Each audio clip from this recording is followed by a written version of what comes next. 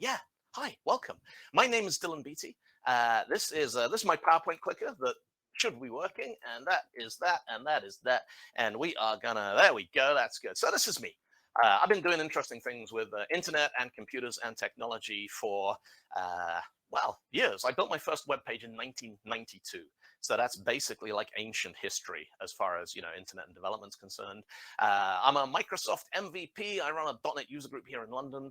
I once invented a programming language, which is the Rockstar programming language. So if any of you all ever wanted to be a Rockstar programmer, so you can go and apply for all those Rockstar developer jobs that they advertise on LinkedIn, you can go over here and get a code with rockstar.com and check that out. Rockstar songs look like heavy metal. Rockstar programs look like heavy metal songs. So you put everything in and you click rock, and if it works, congratulations, you are a certified, qualified Rockstar programmer. Now, about maybe 12 years ago, I was at work one day, and the company I was working on, we had some consultants who had joined to help us figure out some delivery issues and restructuring and this kind of thing. And one day I got this email from my boss. We'd had a bunch of meetings, and they said, we think that we should make you the systems architect. We think that would be a good role for you on this team. And so I get this thing saying, dear Dylan, this is to confirm your change of job title to systems architect, effective immediately.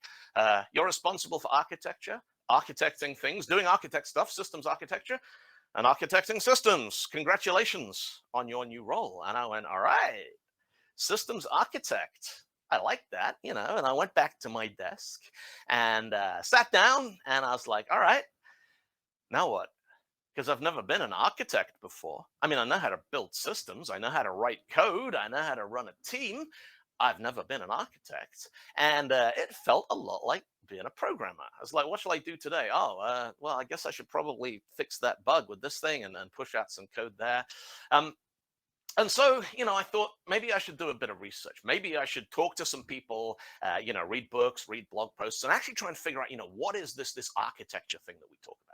Because in software, we steal words from all over the place. Like if you listen to a couple of developers talking, and one of them says, oh, we were supposed to have a launch this morning, but the whole thing crashed. That's very different to if you're listening to two pilots talking, and one of them says, two astronauts talking. When an astronaut says we were supposed to launch this morning, but the system crashed, that's really bad. When it happens in software, yeah, big deal. And, we talk about a Python and a mouse, and what is the problem? The Python doesn't work with the mouse drivers. And you're like, okay, if you're working in a zoo, that's a completely different thing to if you work in software, right? And we talk about pipelines and buses, and we steal all these words from all over the place. And one of the words that we borrowed is architect. Now, let's just backtrack a little. So we got a bunch of folks out there. I can see some of you in the chat, so drop in a comment on there. Give me a little thumbs up if you call yourself a developer, and give me a smiley face if you think you're a hacker, and give me like some random emoji if you think that you're a developer, or just drop in what you think your job title is. We got some people, I'm front end, I'm back end, I'm a developer, I'm a coder, I'm a hacker, I'm a product owner. Some people like it, I'm an engineer. Now that's an interesting word, because engineering, there are parts of the world where if you stand up and go, I'm an engineer, they'd be like, all right, we're going to need to see your license. And you're like, what do you mean license? And they're like, oh no, this is Canada. In Canada, if you want to be an engineer, even a software engineer, you need an engineering license. In New Zealand, if you want to say I'm a software engineer, you need a college degree which says engineer in the degree. Here in the UK, we had the cable TV in my house. It went out a little while ago, and I rang the company, and they said, oh, don't worry, we'll send an engineer. And, guy shows up in a van with a big long drill, and he punches a hole in the wall. I don't think this man had a formal engineering qualification, but, we call ourselves engineers. And so engineering exists in lots of different disciplines, but architecture, we really only you get building architects, you get construction architects, and you get software architects, and apparently you also get naval architects. People who design battleships are called architects. But that's it. You don't get airplane architects, and you don't get, car architects and stuff. So why did we adopt this term? Now, Let's go back to construction for a second, which is where we stole the term from. So take a look at these two fine examples of construction engineering that we got here. Now, the difference between these two things, the significant difference to me, one of these was clearly designed by an architect, and the other one probably wasn't. But actually, I think the distinction, the one on the left, the little barbecue here, that was probably somebody built that themselves. Like they designed it, maybe made some, drawings or stuff. And maybe they got a friend to help them, but they did most of the building. Whereas the Brooklyn Bridge in New York, that was not built by the person who designed it. The person who designed it came up with the plans and did all the calculations, and then teams of people actually went in and they built the thing. So maybe that's a useful distinction that we can talk about here. Is architecture is what you get if you're designing a system that you are not going to build, or you're not going to do the majority of the work on delivering that. Now, in the world of construction architecture, we have famous things we can go and look at all over the world, cathedrals and opera houses. And this is Frank Lloyd Wright's Falling Water House in the middle, which is one of my favorite buildings ever. The word architecture has always kind of historically referred to buildings and stuff. And when we start thinking about architecture in software, maybe we need to take a little step back.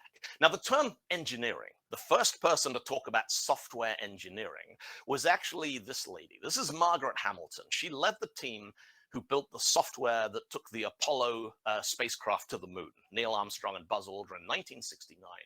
And Margaret Hamilton, like I said, she's the first person who ever talked about software engineering, first person to use that word. And she was a big advocate of something called a systems view. She was like, no, software is not, you're not going to build a spaceship and then we install software on the spaceship. The software is part of the spacecraft, just like the engines and the guidance system and the hydraulics and life support. All of these are different connected systems, and they kind of have to work together.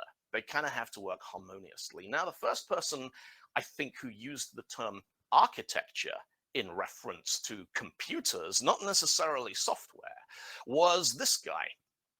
This is Fred Brooks. You've probably heard of a famous book he wrote called The Mythical Man Month. And he wrote a paper in 1962 where he defined this. He said, computer architecture, like other architecture, is the art of determining the needs of the user of a structure and then designing to meet those needs as effectively as possible within economic and technological constraints. Now, historically, computer architecture always referred to hardware. You talk about RISC architectures, the x86 architecture, the Archimedes reduced instruction set architecture, all these kinds of things. And for a long time, that's because when it came to computer systems, the hardware was really expensive to change and the software was relatively cheap. Doesn't mean it was trivial, but if you changed your mind about something. So Fred Brooks famously worked on a project at IBM, an operating system called, I think it was called Stretch. And one of the decisions they made on that project is they were going to use 8 bits in a byte. Because up to that point, they'd only used 6 bits in a byte. And Fred Brooks is the guy who went, no, we're going to go for 8-bit bytes here. And that decision meant the CPU, the memory chips, the circuit design, the factories where they made the components, the compilers, the software, every single detail of that computer system was directly influenced by this decision. And if Fred had turned around later and went, you know what, 8 was a mistake, we're going to go with 9. They would have been like, all right, well, we'll just bulldoze the factory and start again and build another one. Whereas if they turn around later and went, yeah, we're going to go from big endian to little endian, or we're going to go from floating point to fixed point, that's just a software change. And yeah, it's difficult for software, but you don't need to bulldoze any factories and redesign microprocessors. So architecture was always hardware because it was expensive to change. And that's kind of the title of the talk is architecture is the stuff that is hard to change. Now, when it comes to software and software architecture, the thing that changed for me was around the mid-1990s. Now, up to that point, the vast majority of computers, they looked like this. Now, 2 things happened in the 90s. One is Microsoft Visual Basic came along. And Visual Basic which some of you may remember, it looked like this. Visual Basic meant that suddenly a lot of small companies, like a little hotel or a workshop where they fix your car, they were like, actually, we could hire someone to write us a database or to build us a little management system for our appointments. And so lots and lots of companies suddenly got involved in being responsible for software. And they'd get a system, they'd pay someone, maybe a couple hundred or a couple of £1,000, euros, whatever. And they'd put the system in, it would be brilliant. And then they'd be like, hey, can we do this? And the developer would come back and go, oh, that's going to cost you another £500. And they'd be like, what? What do you mean it costs money to change software? And the developer would be like, well, yeah, it doesn't do that, so I need to do some work. And so lots and lots of people suddenly started thinking, changing software might cost money. Maybe this is a thing we need to take into account in the future. And the other thing that happened was the web. World Wide Web, dial-up internet and then broadband getting rolled out into homes and offices. Everyone is going online. And the really significant thing about the web is that for the first time, it meant you could actually make money just by running software. Up till that point, even if you were a software company, you still had to make disks and put the disks in boxes and get the boxes into a store where people could come along and pay money for them. But suddenly with the web, you could build a webmail system. And you never had to ship anything. You had no inventory. You had no factories. You just had code. Your only business asset was that code. And so really your only cost of doing business was running the code and maintaining the code. And if you could do that cheaply, you would make profit. And if that turned out to be very risky and expensive, then your company would make a loss. And so this kind of leads us to this idea of architecture as the stuff that is hard to change. The things which are challenging when you as a business have a significant investment in the design of your software systems, and you want to understand what that's going to cost you over the long term.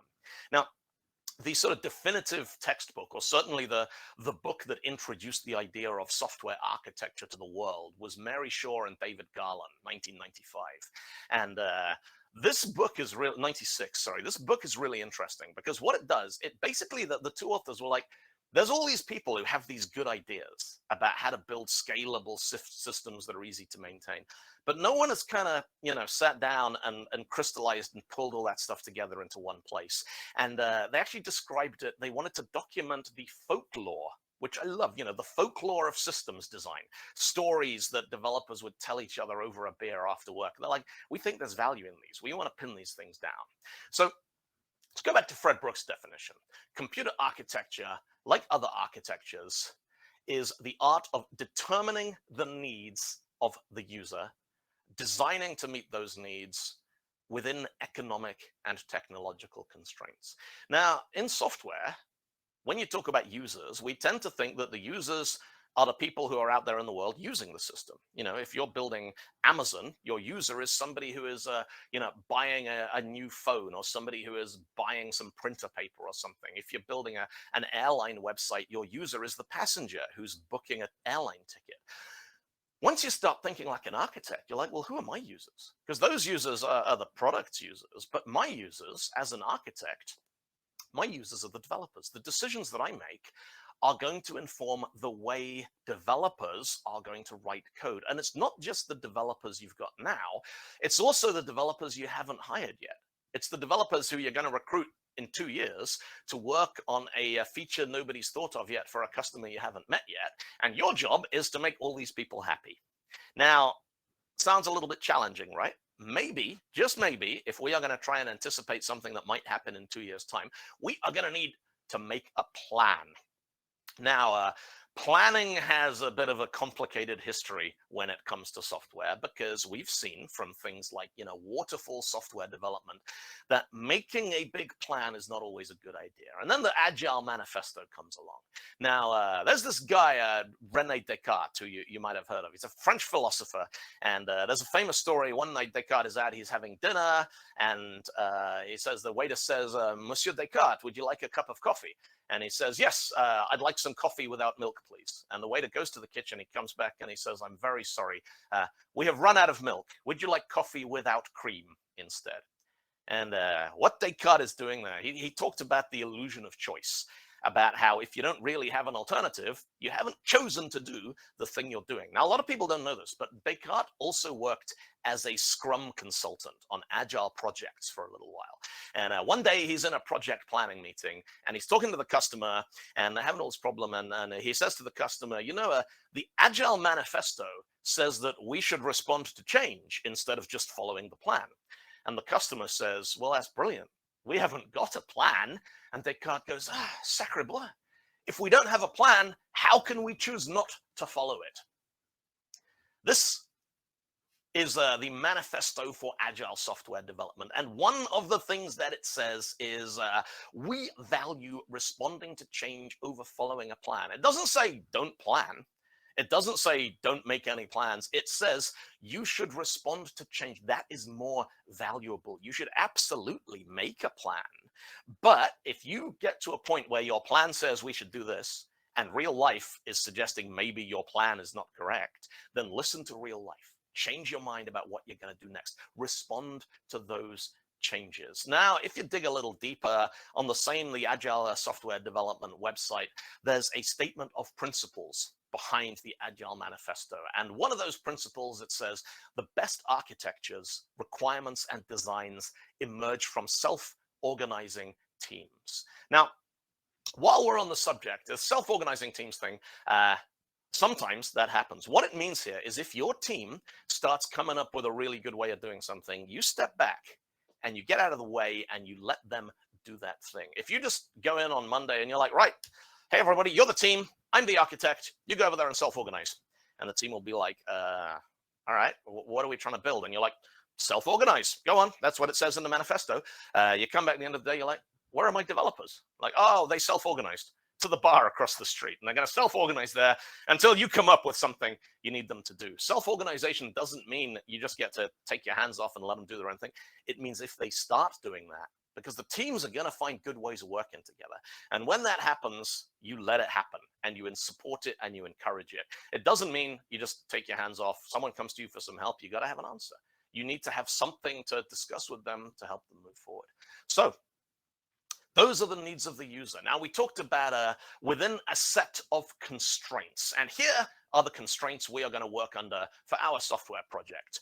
No hiring, no JavaScript, no open source, no Microsoft, and no cookies. These are the rules. We have to work within these constraints. Now, if someone says you can't do open source, you can't do Microsoft, you can't do cookies, you can't do JavaScript, you can't hire anybody, maybe go and work somewhere else. Maybe that's not a company where you're going to be able to do a lot of good work. But you are constantly going to be looking at the state of the industry and the state of what exists in technology and trying to figure out what's possible, what's not possible, what might be possible soon. A very famous device, the Apple iPhone, one of the most influential devices in the history of technology.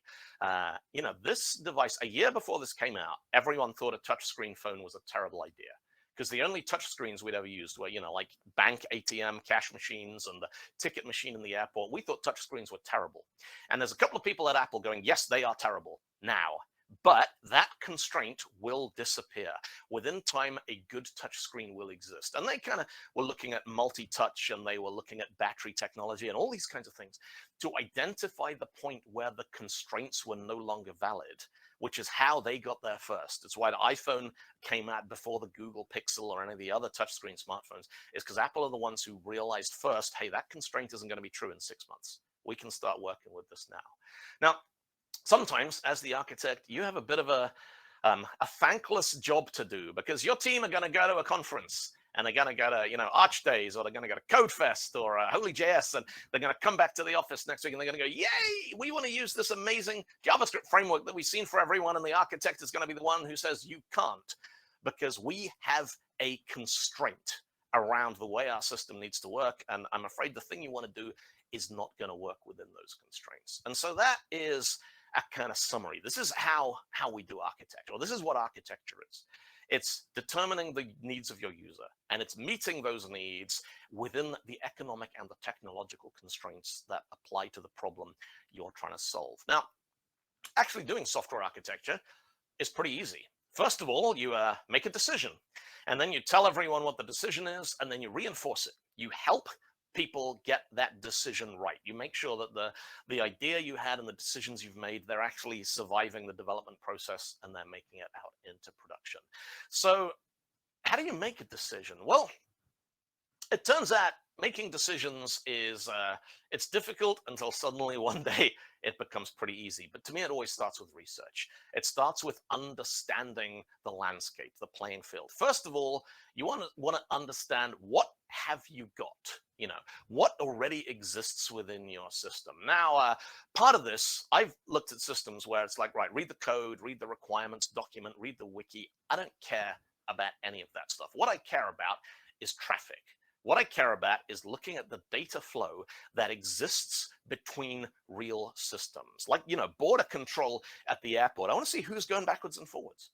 Because if nothing's happening there, then it doesn't matter how good the airport is, it's not being used. You look at, any kind of checkpoint between two systems or two bounded contexts, you want to understand the data. Let's take a really simple, this architecture here, the website and the internet. You're like, okay, big deal. And I'm like, no, see the thing in the middle? HTTP. I want to know everything about HTTP. Honestly, how many requests per second? What do those requests look like? What are they? Get, post, put, patch, delete, options.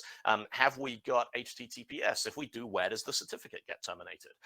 Can we have a look at the responses? What do we got? Mostly 200 OKs. That's pretty good. Mostly 404 not found. That's not so good. Mostly 500 internal server error. That tells me a lot about what's going on the back end. And it doesn't matter. The backend could be .NET, Node.js, PHP. Nobody cares. What I care about is what the traffic that is flowing backwards and forwards looks like. And I want to understand what makes it break. I want to understand, okay, so it looks good. We got 200 OK, up to about 50 requests per second. And then we start getting 409 conflicts and we start getting 500 server errors. I'm like, all right, what happened there? Because I want to understand the capacity. It's like, you remember the movie Apollo 13, based on the mission Apollo 13? And there's this guy, Gene Kranz, who's the mission director. And there's that great line, I don't care about what anything was designed to do. I care about what it can do. And this goes both ways. Sometimes there'll be, somebody says, oh yeah, we've got a high performance secure login system. And you'll have a look at it and you'll be like, this thing has no security and it crashes if you put more than 5 logins through it in a minute. That is not a high performance secure login system. I don't care what you thought you were buying. That's not what you've got. Other times you'll be like, hey, you've got a whole Redis cluster over here. Is anyone using this? And they're like, oh, we put that in with one of our applications. And it's like, all right, great. We got all this capacity. We got stuff we can use. We've got Microsoft SQL Server and nobody's been through and tuned the indexes on the tables properly. Sometimes you're going to find you've got stuff in there that can do way more than anyone is actually getting out of it. Sometimes somebody says, oh, no, it's a greenfield system. It's like, no, there is no such thing as a greenfield system. There are always going to be some things that already exist within that problem space. Somebody is going to have taken a look at this problem before. Some of those things will be things you are allowed to use. Some of them will be things you can't use. There's going to be some history. You want to know the history. You want to know, well, last time they tried to migrate from on-premise to private cloud, what went wrong? Because probably there is some politics there you need to steer clear of, or you are going to upset somebody. There is going to be the rabbit hole, which is the little detail that when you got to implement that, you suddenly discover that this is way more complicated than you think. You go to your website, what do we want on the homepage? Sign in with GitHub, sign in with Twitter, sign in with Facebook, sign in with Gmail, sign in with Apple. All right, GitHub, fine, took about 2 hours. Facebook, Twitter, LinkedIn, 2 hours each. Sign in with Apple. What do you mean we need a developer account? How long is that going to take? A week? And we need a driver's license? And suddenly you're like, whee, off we go down the rabbit hole. All of your estimates and your scope is now creeping. And there is probably somewhere going to be the wreckage of version 1 of this system, because if a system's a good idea and you don't have one yet, somebody probably tried to design it before and it didn't work. And you want to know, is there anything in that wreckage you can salvage? What lessons can you learn from the last attempt at making this thing happen? So it's what you got. What do you need? Now, this is, a whole thing about product ownership and agile development and product owners and scoping. What are we actually going to put out into production right now? But to me, it boils down to being able to have meaningful conversations. You talk to most people, they're like, website, oh yeah, and it's got to be fast and it's got to be secure. And you're like, all right, let's have a conversation about fast.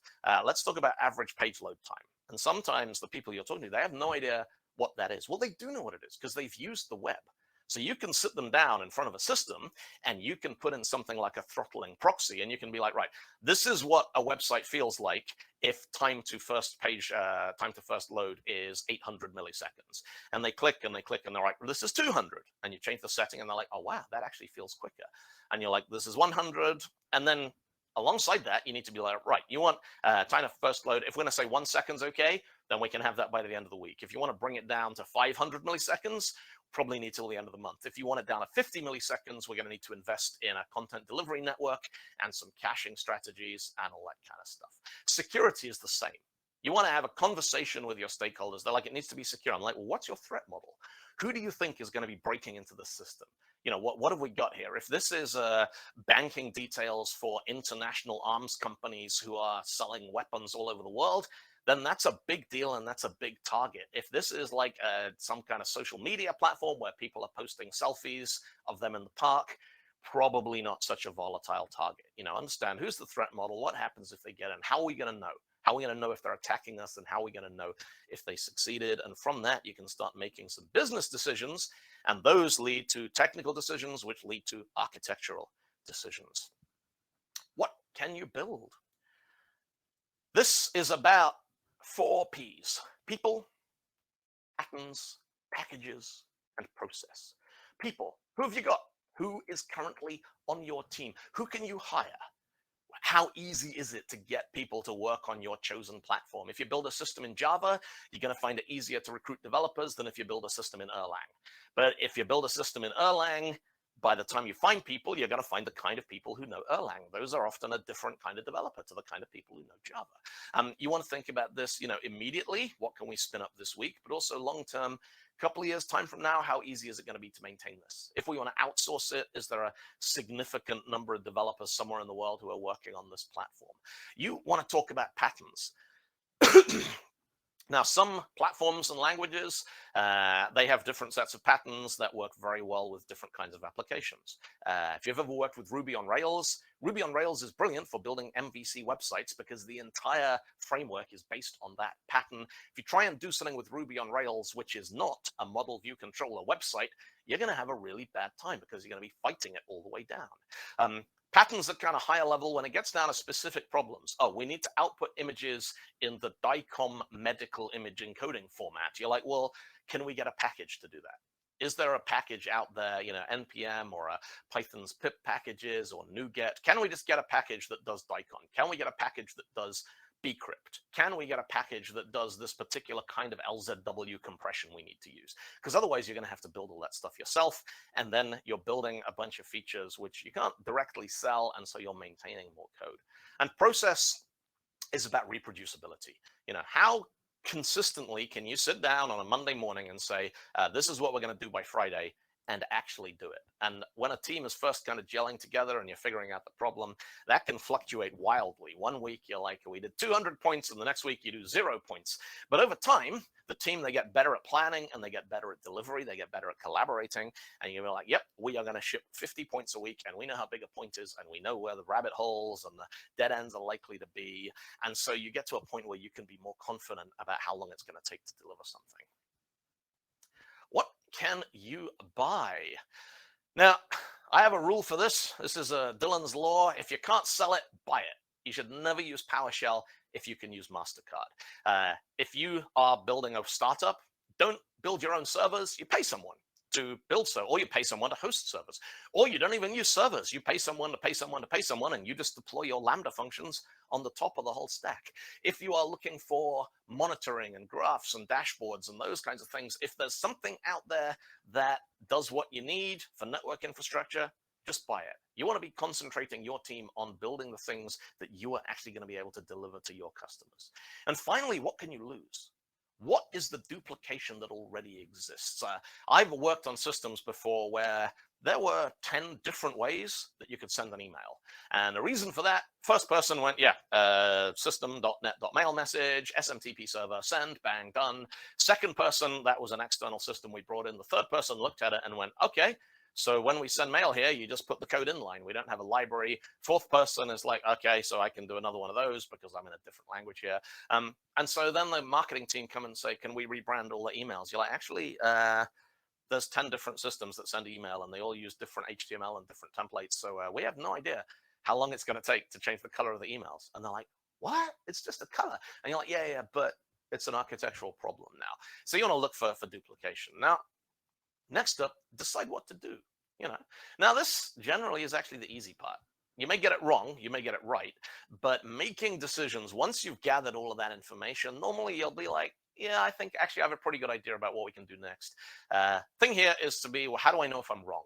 What's the earliest point where I can discover, or where I'm in a position to work out whether we have made the right decision or not? And just keep an eye on that. You're like, if I'm right, this will be live on Friday. If I'm wrong, it won't be live by the end of the month, and then check in and be honest with yourself. Now, you've made a decision. You've figured out how the system is going to work. You know that you got this component, and you got a microservice here and a message queue there, and this team is going to build one thing, this team's going to build another thing. And in your head, when it comes to communicating decisions, in your head you have this. You have this, amazing crystalline castle of pure thought stuff. And then you sit down and try and explain it to your team, and you come out with this. And they look at it and they're like, is that thing is that a microservice? That thing there in the circle? Let's talk about the problem with diagrams. Now, we go back to construction.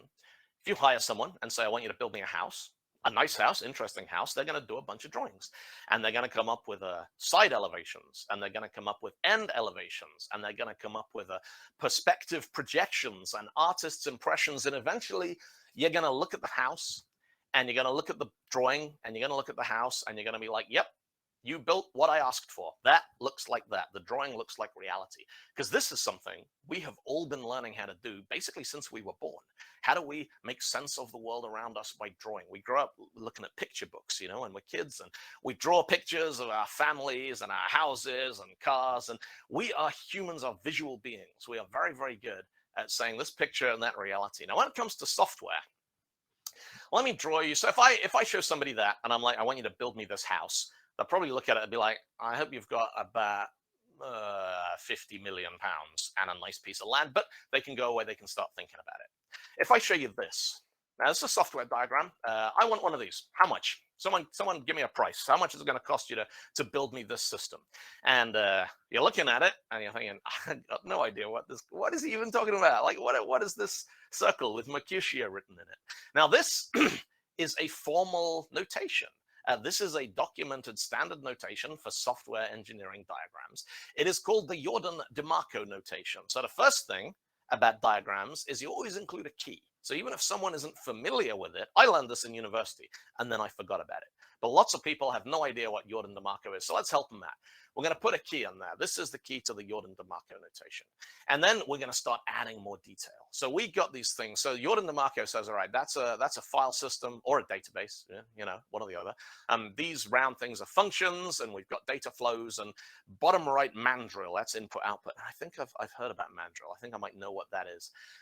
Next thing, these names, they're not going to help you. They're internal code names. If you Google Excelsior, you are not going to find this system because it's an internal line of business system. Why is it called Excelsior? The person who built it got the data out of Excel, and they needed a name for that database. So let's put some annotations on there. So we got Excelsior, that's a SQL database of customer details.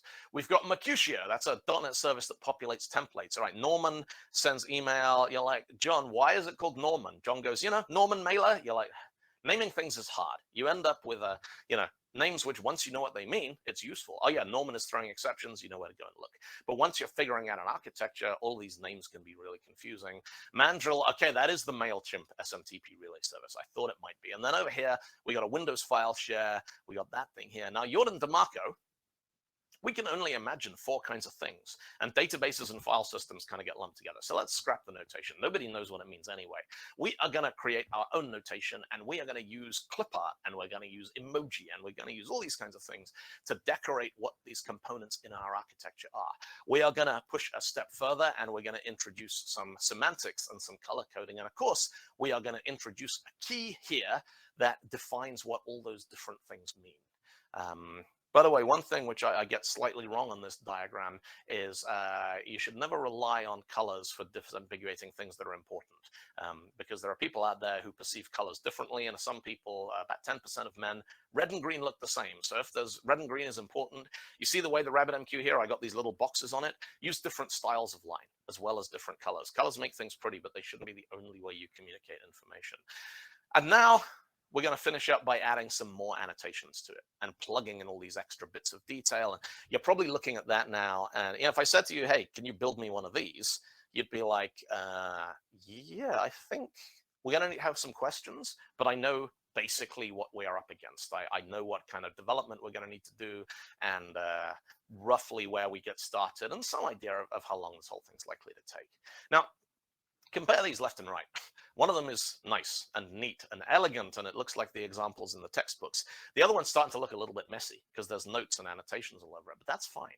Real life is messy. Real systems are messy. If you try and make everything look really, really neat, what you are going to do is you are going to lose the important context around what's actually happening out there in reality. If you have a look at this is one part of a real systems architecture diagram that I did for an integration project a few years back. And it is covered in lines and notes and annotations. And if you zoom in on it, you'll see we got this legend here. And one of the things of the legend is the hideous VB cursor-based library. We didn't know what that was. It was third-party code. We had no source for it. We looked at it in a network inspector. We couldn't make any sense of it, but it was important, and so we captured it on the diagram rather than kind of brushing it aside. We're like, no, we know this exists, and we know that we don't know how it actually works. We got annotations in here like, hey, this is a 5-minute scheduled sync that you can do on demand by pressing the big red button. Someone looks at this, they're like, can I see the big red button? We log into the intranet, they're like, wow, that is a big red button. Okay. Don't be afraid of putting this kind of detail. It encourages people to scribble. It encourages people to ask questions and make notes and all that kind of stuff because they're like, this is a living document. This is real. This is a real system. Now, one last thing I want to say on the subject of architecture, of diagrams rather, there are two diagrams here. One of these is something called the hexagonal architecture. Take a look at them just for a second. Which one do you think it is? Because it's not the one with the hexagons in. It's the one on the left with the ports and adapters. There's a lot of confusing terminology in software. The ports and adapters architecture, the book that popularized that, used hexagons, and so it became known as the hexagonal architecture. But the first time that came up in a meeting, I was like, what? Hang on a sec, what is the hexagonal architecture? I'm not familiar with that. And we took a little digression. And someone came up to me afterwards and they went, I'm glad you asked that question because I don't know what a hexagonal architecture is either. So never be afraid to ask the question. One, you might genuinely understand the wrong thing. The person who's proposed it might be understanding the wrong thing. By getting them to explain what they mean by it, you can reach that level of shared understanding where you can go on and have a meaningful discussion. Now we know what we're talking about. How are we actually going to build the thing? So reinforcing decisions. It's about two things. It's about validation and verification. Validation is, are we building the right thing? Have we chosen the correct problem? And is it valuable that we are solving that problem? Is this a product people are actually going to buy? Verification is, are we doing what we said we were going to do? So, validation is you decide that you're going to build a house, so you build a house. And validation, you turn around 5 years, you're like, I wish we hadn't built a house. I wish we'd built a swimming pool instead. That'd be way more fun. But verification is like you're halfway through building the house and you're like, no, that wall is falling over and there should be a window there. So this is the difference between the two. Now, validation is hard because really all you can do with architecture is you can come back in 5 years and see, did it work or not? Are the team productive? Are you still maintaining it? Is the company still profitable? Verification, you can get started a lot earlier. So we've got our architecture diagram and we've got our running system and we look at them side by side. And if our system is a house, a building, we can go, yep, that looks pretty good. I think we've got it. If your diagram looks like this, you're like, all right, that's the design. Let's have a look at the product. How do I look at the code? I know, I'll have a look in the Azure dashboard here. That'll, that doesn't really help me very much. I know, I'm going to have a look at the build status in TeamCity. Yeah, that doesn't help. I'm gonna have a look at the code itself. I'll open it up in Visual Studio and take a look, and you're like, this is not really helping me. because none of these things visually look like the diagram. They are all valid and valuable views into a software system. How do we decide which ones have the most value? How do we decide which ones are relevant to what we're doing now? Now, when I first started doing architecture, I made what is apparently quite a common mistake, which is, okay, you write the code, I'll review the code, and that way I can make sure that the code is complying with the design, and also I can keep up with what everybody's doing. That is a terrible idea. One, because you have a team. They are writing code faster than you can read it. Because one, it is faster to write code than read it. Because when you write code, you already understand it. And when you read it, you need to figure out what it does. And two, you've got a bunch of people and you will become the bottleneck. You'll be the person who's like, oh, we've got 8 pull requests open that I need to review. And it's late and I'm tired. And I'm just like, okay, you know what? That's probably fine. Approve, approve, approve, approve, approve. And then you start getting left behind. And then one day you get to a point where I've reviewed your C# code and I still don't know what it does. And the team lead says, dude, my team switched to Haskell 2 years ago. And you're like, okay. Clearly, code is not a good way. The other problem with reviewing code, you have a meeting. You sit down or you have a big Slack conversation, something, and everybody agrees, yes, we are going to use an identity map in our repository pattern. So we need a repo with an identity map. And you're like, you got that? And they're like, yes, yes, boss, repo, identity map. And they come back with this code and you look at it and you're like, all right, I don't actually know whether that implements those patterns. All I can tell is the names that they've chosen for the variables and the classes that are being used here. Relying on names in code is like wandering around a city late at night and it's dark and you look and you see this nice sign that says luxury hotel. You're like, all right, clearly I'm going to go and stay there. And then you get up in the morning and you're like, I may have made a horrible mistake by staying here. Because the names of variables, the names of classes and properties, they can be misleading. Not maliciously, but if somebody doesn't know what an identity map is and they've been told to build one, they're going to build something and they're going to call it an identity map. And you're going to come along later, you're going to be like, yeah, this isn't really what we had in mind. But if you just do a scan looking at the names of the different things, you're probably not going to pick that up. So what can you do to kind of gently guide your team along the correct path when it comes to implementation detail?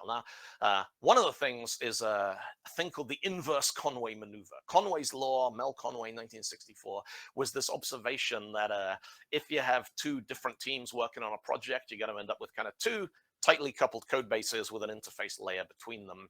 You can use that. Sometimes it's obvious. You know, you put all your JavaScript people in one office, you put all your F# and C# people in another office, and then you're going to get front end happens here, back end happens over there.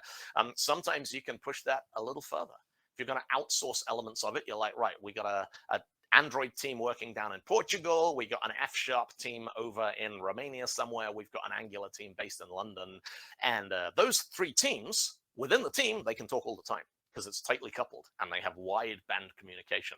The long distance thing, you've got the distance barrier. You also got language and culture barriers and these kinds of things. And so you're going to end up with interfaces between those different systems. Now, when it comes to how you actually get started building the thing, something that I often encourage teams to do is take this idea. We've got an API server and we've got a client, some kind of mobile app. And so what you want to do is to help them figure out what is the design of the contract that exists between those things. So sit down with your front end team, like we're going to write some fake JSON here. We're going to build some fake responses that can come back from our API. Sit down with the backend team. You're like, right, let's write some tests that simulate your system getting hit by the live client when that thing is ready. And then those teams can start building a front end that consumes the fake JSON, and they can start building a back end that satisfies those spec tests. Then you take those things out and you plug those in. And as the architect, that's where you want to be looking. You want to look at the traffic that is flowing backwards and forwards between those 2 systems and see, does that match your expectations around latency, payload size, all these kinds of characteristics. Now, question comes up a lot. Should the architect still write code? Well, yes, absolutely, but I don't think architects should write production systems. I don't think you as an architect should be coding anything which is going to go to customers. What I recommend architects should do is they should work on the monitoring, metrics, dashboards, visibility, the stuff that you can't get off the shelf. You want to build a visualization layer that either draws these graphs, or it translates them and it extracts the data so you can push it into something like Logstash and Kibana or some off-the-shelf solution for that. Because one, you stop coding, then you, I think, lose touch with what the reality of writing software is like, and that can start making it more difficult for you to make informed decisions about how to implement things. But you don't want to be writing production systems, because then I think you become a bottleneck. And you get to a point one day where you're like, okay, I can redesign this. I can create a new design. I can share it with the team. We can have a meeting about it, or I can just do it. And then the temptation is always there to just do it. And once you've done it, you're like, okay, I've done it. Shall I update the design? Oh, it's late. I'll do it in the morning. And then it starts to drift. And then the rest of the team are like, you keep going off and building stuff on your own, and it doesn't reflect what's in the wiki anymore, and we're getting a bit fed up with it. So stick to doing dashboards, monitoring visibility. You get to write code. You get to see how real systems work. You get a really good feeling for the traffic and the contracts and interfaces that are being built, but you don't become the blocker on anything customer facing. And one of the other things that I think, probably the final thing, which is really, really important when it comes to encouraging teams to work within an architecture and get it right, is to remind them of the advantages. I did a project years ago where we migrated from doing every Friday afternoon, we had to run a bunch of mailing lists because they sent a newsletter, and we didn't have any kind of email delivery platform. So every Friday afternoon, somebody would get the ticket, would come through help desk. We need this, and they'd do SQL queries, copy and paste into Excel and send it back. And then we did an integration onto a CRM platform which could talk to MailChimp. And it was a good business decision. The developers didn't like it because the CRM integration we were using was not much fun. There was lots of weird, signed XML and stuff that was hard to get right. And after a couple of months, we kind of finished it, and they're like, why did we do that? And I was like, do you remember when we used to do the mailing lists every Friday? And they went, yeah. I'm like, notice how we didn't do that for like the last 3 months? There were no Friday afternoon mailing lists. And everyone's like, oh yeah, I remember that. And they're like, yeah, now you put it that way. There are going to be decisions which make sense from a business perspective, and they make sense from an architectural perspective. And from the developers, they're like, yeah, actually, this is not as much fun as it used to be. And you're like, well, no, come on, it is. You've forgotten about all the stuff that we used to do because you're not doing that anymore. And it disappears. And the stuff you're doing now, that's new and it's different. Let me remind you that actually some of this is real progress, and the new architectures, the new integrations, they are taking some of that work off of our workload. And finally, I want to leave you with this thought.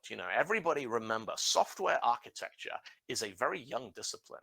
We've got about 60 years from literally handwriting assembly to doing event sourcing and CQRS and cloud native serverless 12-factor apps. It's like 6 decades. Compare ourselves to construction engineering.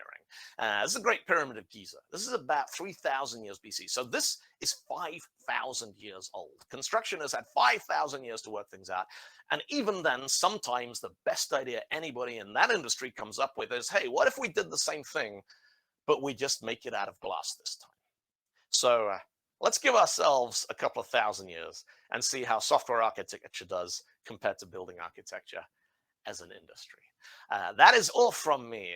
Well, that's not all from me. That is all for this talk. So spasiba, Archdays. It's been a lot of fun hanging out with you.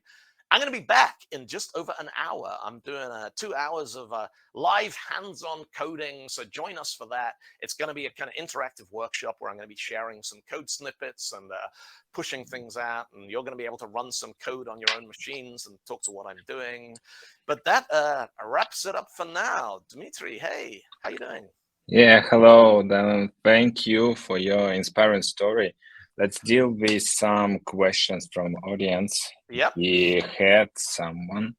Ребята, давайте ваши вопросы задавайте Дилану, пишите. Так, yeah, we have one question. Should a system architect be concerned with code quality as well as with low-level parts? One could argue that a big wall of mud is hard to change too. Any thoughts or tips?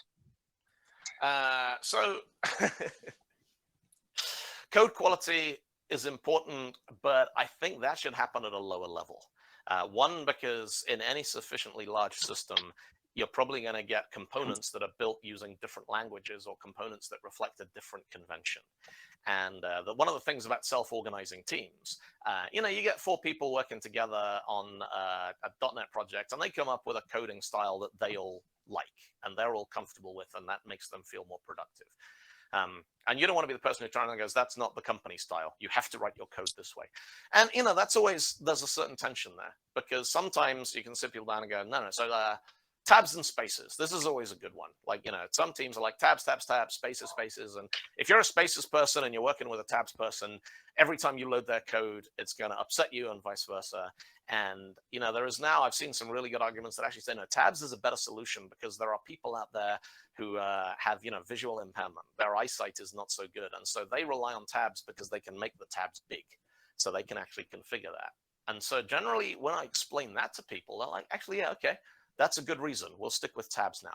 And so sometimes I think, code style and coding standards is something that as an architect, you're going to get to a point where you want to be prepared to make a decision on that. But if a team independently says, actually, we've got this way of working that works for us that we're going to do, and here's why we're going to do it, that's part of, to me, the idea of a self-organizing team. And, you also get to a point, you could have, there's a team over there working in Python, there's a team over there working in JavaScript, you got a team there doing stuff with, Dart and Flutter for mobile apps, you got a backend team working in Scala.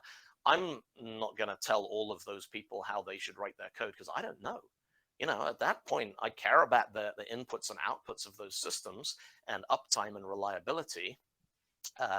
But I'm not in a position to tell them how they should format their method names and those kinds of things. One could argue the big ball of mud is hard to change too. Yeah, I never said it wasn't.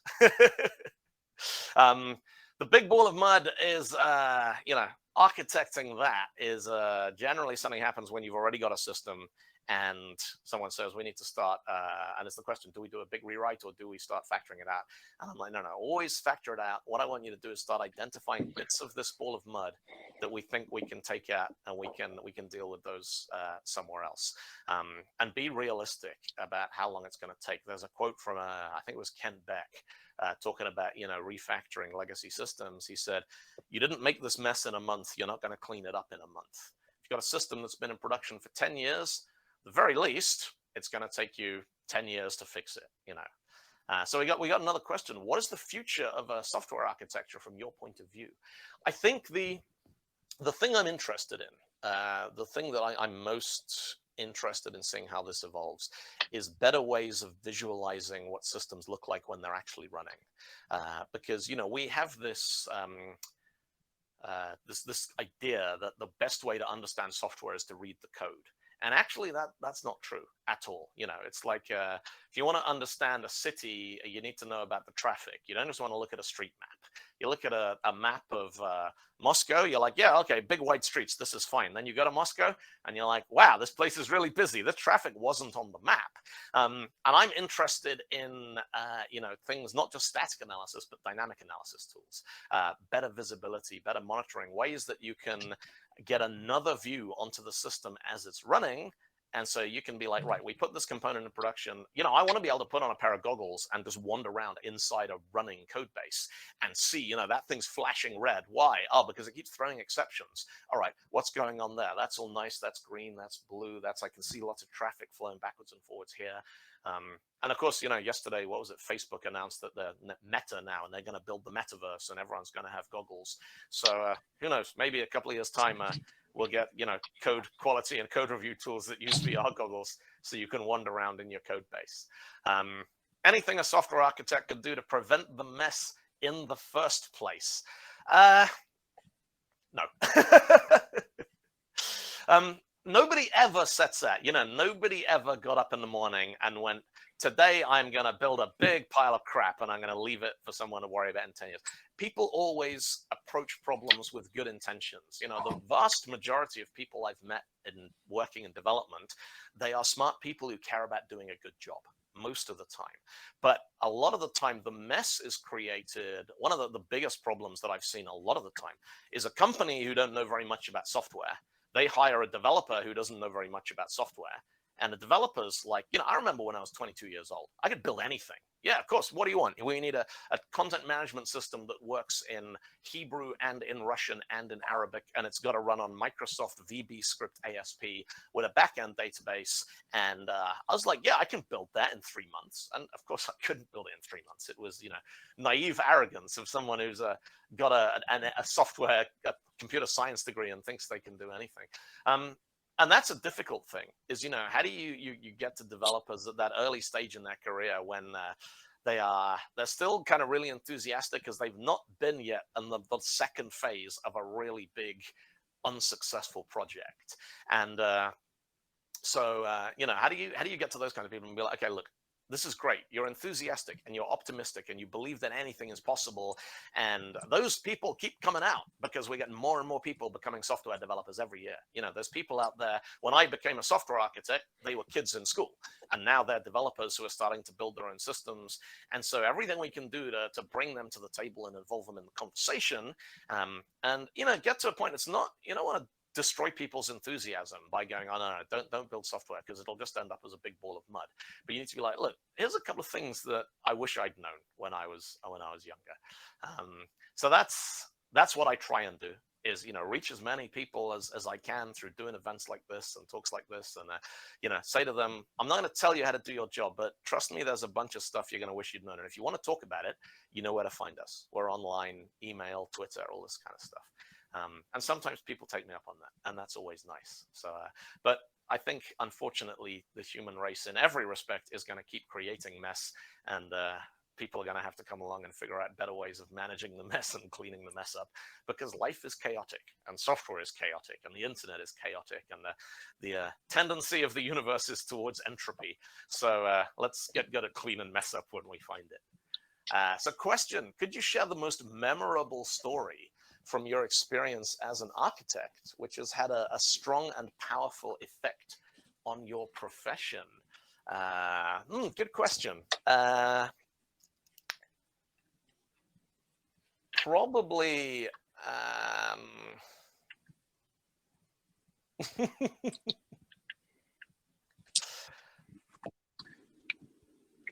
one of the ones that stands out was, this will be a quick answer. I know we got 2 minutes left. We had a project that was talking to Microsoft Dynamics CRM, and it was doing lookups against that. And the lookups were slow, and about 10% of the time they would fail. I don't know why. It was some kind of XML direct stuff, and the whole kind of project, the strategy 3-year plan for the company was all looking like it was in jeopardy because of that. And I suggested to one of the teams, look, why don't you, we'll put a caching layer in between it. So I want you to go and design something that uses Redis. We had a look, Redis looked like a good solution. I'm like, I want you to re-engineer that API so that it doesn't talk to CRM direct, it talks to Redis. I want you to build the Redis layer, and I want you to build something in CRM that every time anything changes, it sends us a notification so we can update the Redis cluster. And it took about 2 weeks to do, to get that kind of system in. And we put it in, and literally it was like switching on a light bulb. Suddenly everything was just like, oh yeah, it's working now. That's fine. It's good. And that was one. It was kind of the first time that I had designed a solution that I didn't end up working on directly that had that immediate an impact on stuff.